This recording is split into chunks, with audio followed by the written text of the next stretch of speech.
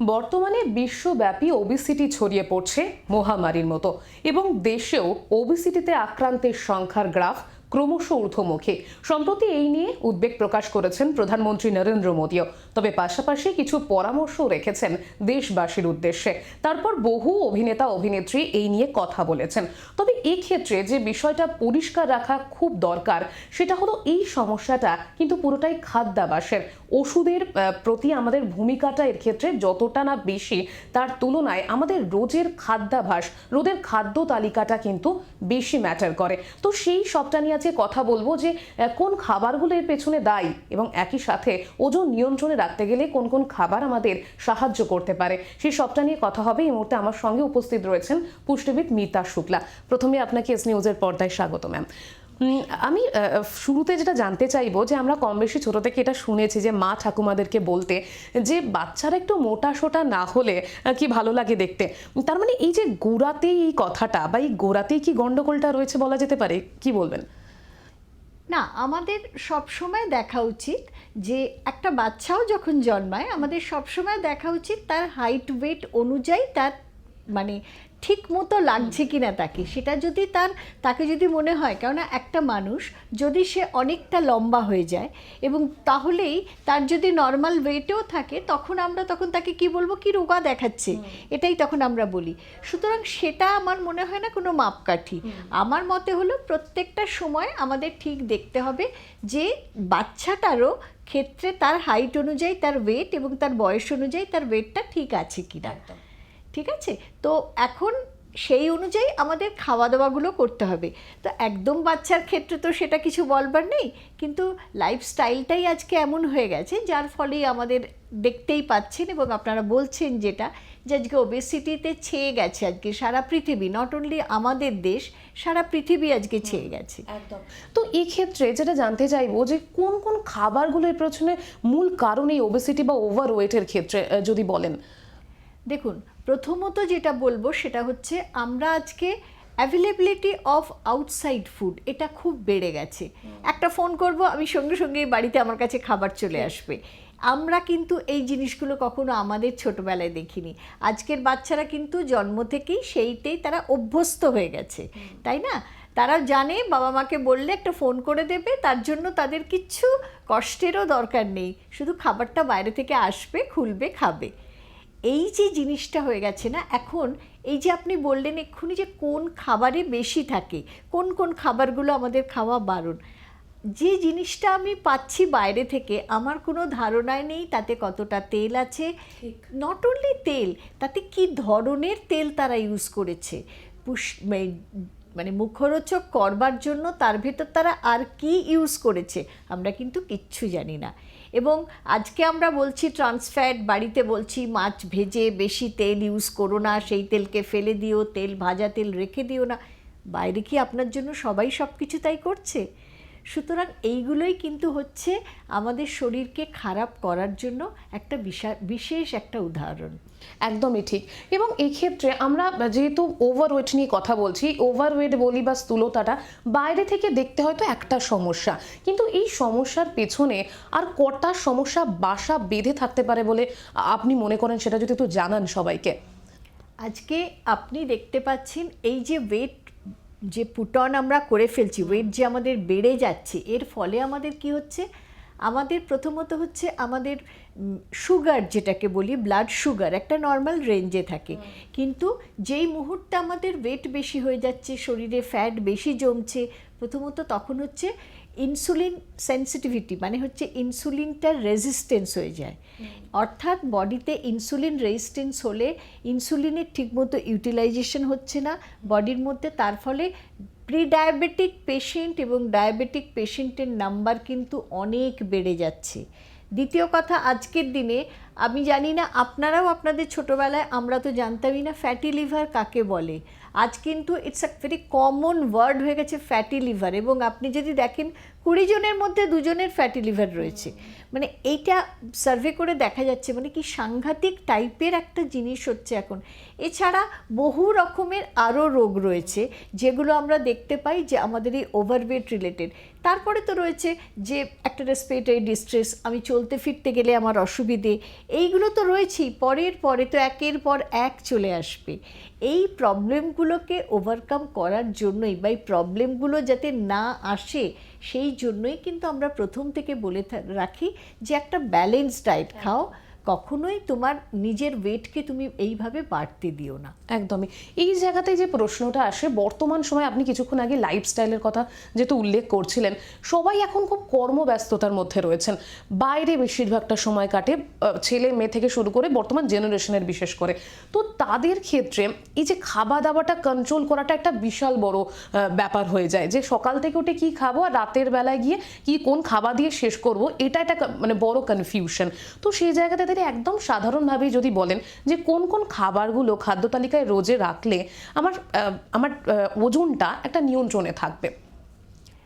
আমার যেটা মনে হয়, মানে আমি একটু আগেই একজন পেশেন্টের সাথে কথা বললাম যে বলল ব্রেকফাস্ট খাওয়ার সময় নেই। এটাই আমি বেশিরভাগ পেশেন্টের ক্ষেত্রে দেখে থাকি, ব্রেকফাস্ট তারা ভালো করে করে না, কেউ করেই না। একদম সকালে 1 কাপ চা বা কফি খেলো, তারপর স্ট্রেট যারা চলে গেল দুপুরবেলা 1টা কি 2টোর সময় তারা লাঞ্চ খেতে বসলো।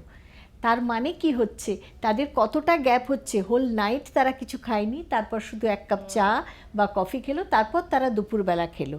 সুতরাং পুরো সিস্টেমকে তারা উল্টো পাল্টা করে দিচ্ছে বডিতে। তো এই জন্য আমাদের ক্ষেত্রে প্রথমেই যেটা মনে রাখতে হবে, ব্রেকফাস্টটা সবথেকে ভালো দিনের মধ্যে মিল হওয়া উচিত। এবং আমরা কি করি, যারা বাড়িতেও থাকে, বেশ দুপুরবেলা 1 পেট খেলাম, বেশ ভাত ডাল তরকারি মাছ খেয়ে নিয়ে তারপরে বেশ ভালো করে একটু ঘুমিয়ে নিলাম। বিকেলবেলা ইচ্ছে করলো না খেতে, তারপর 7টা 7:30টায় গিয়ে আমরা একটা কোনো ইভিনিং কিছু খেলাম। তার মানে কি, যে 7টা 7:30টায় খাচ্ছে তার ডিনার করতে করতে 10টা বাজবে, কারণ তার খেতে ইচ্ছা করবে না। সেই জন্য তার ফলে কী হয়, পুরো সিস্টেমটা উল্টোপাল্টা হয়ে যাবে। Timing is very important, very important. তো যার জন্যই আমরা সবসময় বলি ব্রেকফাস্টটা অ্যাজ আর্লি অ্যাজ পসিবল। মানে যে এখন যদি কেউ 10টাতে বেরোয়, সে 9টার মধ্যে ব্রেকফাস্ট করে নিতেই পারে, এবং এই ব্রেকফাস্টটা হবে তার দিনের মধ্যে সবথেকে হেভি মিল। দুপুরবেলাটার যে খাবারটা হবে সেটা হবে একটা লাইট।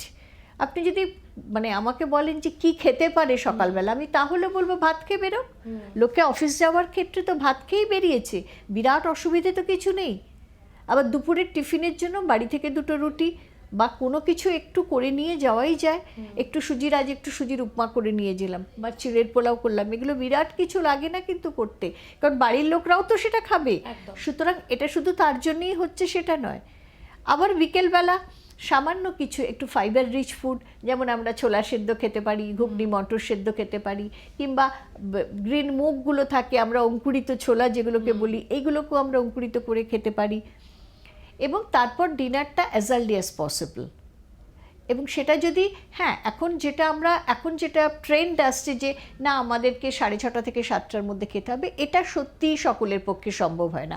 হয়তো একজন কাজ থেকে ফিরছেই হয়তো 7টা 7:30টায়, সেইখানে আমরা বলবো অফিস থেকে ফিরে অ্যাজ আর্লি অ্যাজ পসিবল আপনি ডিনারটা করে নিন, যাতে কি হবে, তখন তোমার খিদেও পেয়েছে, তোমার খেতেও ইচ্ছে করবে এবং খাওয়াটাও ঠিক মতো হবে। কারণ সেই সময় এসে যদি কেউ কিছু খায়, তার তখন আর ডিনার তাড়াতাড়ি খাওয়ার ইচ্ছেটাই থাকবে না।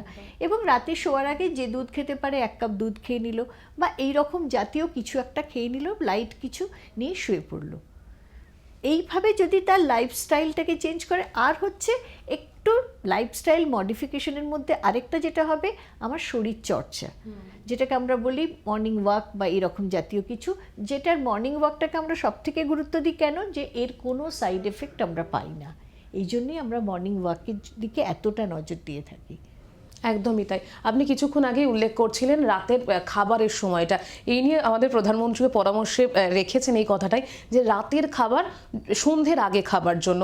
এই বিষয়ে কথা হলোই, কিন্তু তার পাশাপাশি উনি যে বিষয়টা উল্লেখ করেছেন যে ঘুম, প্রপার ঘুমের কথাটা, মানে রাতের ঘুমটা যেন যথাযথ হয়, তো সেই ব্যাপারে আপনি কি বলবেন? নিশ্চয়ই, সেটা তো সব থেকে ইম্পর্টেন্ট। মানে আমাদেরকে শুতেও হবে তাড়াতাড়ি, উঠতেও হবে তাড়াতাড়ি। আমরা যদি ভাবি আমি বেলা 9টার সময় বা 8টার সময় ঘুম থেকে উঠবো এবং শোবো গিয়ে আমি রাত 2টোতে, তো তাহলে তো জীবনযাত্রাটাই, আমি তো আমার নিজস্ব বায়োলজিক্যাল ক্লক, আমার তো শরীরের ভেতর, শরীরের তো একটা সিস্টেম আছে, আমি তো সেই সিস্টেমকে ধ্বংস করে ফেলছি। ইয়াং জেনারেশন হয়তো সেটা বুঝতে পারবে না, বাট বাই দ্য টাইম যখন সে বুঝতে আরম্ভ করবে তখন কিন্তু সে আর ফেরত আসতে পারবে না, তখন কিন্তু অনেক প্রবলেমের মুখোমুখি হয়ে যাবে। সেই জন্যই সকলের কাছে এটাই আমার রিকোয়েস্ট হবে, একটু জীবনটাকে একটু ভেবে চিন্তে করা, কারণ জীবন তো একবার চলে গেলে আর আমি ফেরত পাবো না। সুতরাং সেটাকে যদি একটু ঠিকঠাক করে যদি আমি জীবনটাকে চালাই, আমার পক্ষেই সুবিধে। একদমই। তবে এখন বর্তমানে এরকমও অনেকে রয়েছেন যারা কিন্তু হেলথ কনসিয়াস, মানে একটু হয়তো ওজন বেড়ে গেছে, তখন তাদের মাথাতে ঘুরে যে কিভাবে ওজনটাকে কমানো যেতে পারে যত তাড়াতাড়ি সম্ভব। এই তাড়াতাড়ি করতে গিয়ে অনেক রকম শর্টকাট মানুষ কিন্তু নিয়ে ফেলে। তো সেক্ষেত্রে আপনি তো নানা রকম পেশেন্ট এরকম পান যারা বলে যে একটু তাড়াতাড়ি ওজন ঝরাতে চাই, তো কোনো শর্টকাট আছে কি, কোনো তাড়াতাড়ি ঝরানোর কোনো রকম পদ্ধতি? তো সেক্ষেত্রে কি বলবেন আপনি? না, আমরা শর্টকাট কোনো জিনিসই ঠিক হয় না জীবনের। আমরা মানে এত এক্সপিরিয়েন্স পেয়েছি এটাতে যে জীবনে কোনো জিনিসই শর্টকাট করলে তার রেজাল্ট ভালো হয় না।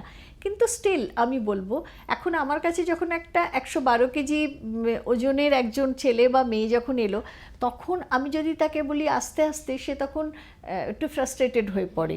তখন আমাকে কিছু কিছু হেলথ ড্রিঙ্কসের হেল্প নিতে হয়, যেগুলো মিল সাপ্লিমেন্ট হিসেবে দিয়ে তাকে আমাকে একটুখানি কমাবার ব্যবস্থা করতে হয়। হ্যাঁ, আমরা সেটাও করি, কিন্তু সেগুলো আমরা করি যখন তার ওয়েটটা সাংঘাতিক বেড়ে যায়।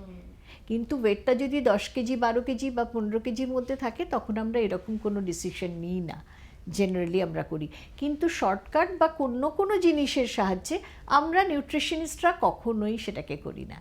একদমই তাই। এবার সাধারণ মানুষের পক্ষ থেকে একটা লাস্ট প্রশ্ন রাখবো, যেটা যে অনেকেই এই প্রশ্নটা রাখতে পারে যে তাহলে কি বাইরের খাবার একদমই বন্ধ করে দেবো, একটু তো ফাস্ট ফুড খেতে মন চাইতেই পারে, তো সেক্ষেত্রে কি বলবেন? না, আমার মতে হলো আমরা মানুষ, আমাদের ইচ্ছেও করবে, বিরিয়ানি খেতে আমার ইচ্ছে করতেই হবে, সেটা আমি মাসে একদিন খাই।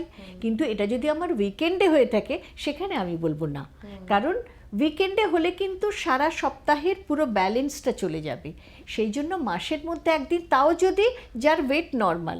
এখন যদি আমি চাইছি ওয়েট রিডাকশানে, ওদিকে আমি বলছি আমি গিয়ে একদিন করে আমি খেয়ে আসবো, তবে হবে না। নিশ্চয়ই মানুষ খেতে ইচ্ছে করবেই, বাচ্চারা খাবেই, আবার তারা কি করছে, তারা ক্যালোরি বার্ন করছে। আজকের দিনে বাচ্চারা অবধি খেলবার জায়গা পাচ্ছে না, তো যার জন্যই আমাদের এইগুলোকে নিতে হচ্ছে। আর আমরাও কখনো দেখিনি এতটা মানে খাবারের মধ্যে এত খারাপ জিনিস মেশানো, এত এই উল্টোপাল্টা জিনিসগুলো যেগুলো শরীরের পক্ষে সত্যিকারের অপকারী, সেই জিনিসগুলো মেশানো আমরাও কখনো দেখিনি। সুতরাং তার থেকে যদি একটু দূরে থাকি, তাতে ক্ষতি কি? একদমই তাই। অসংখ্য ধন্যবাদ আপনাকে। আমরা কথা বলে নিলাম আজকে যে ওবেসিটি বলি বা ওভারওয়েট বলি সেই বিষয়টা নিয়ে। তবে কথাতে আছে যে পেটে খেলে পিঠে সয়, তো পেটে খেয়ে যাতে পিঠে সঠিকভাবে সয় তার জন্য কিন্তু আমাদের রোজের যে খাবারের তালিকা রয়েছে, রোজ আমরা কি খাচ্ছি, কোনটা খাবো কোনটা খাবো না, সেটা যদি আমরা নির্দিষ্টভাবে পরামর্শ নিয়ে করতে পারি, তাহলেই সুস্থ থাকতে পারবো। ক্যামেরা স্নেহাঙ্কুরের সাথে রিয়া রিপোর্ট, এস নিউজ।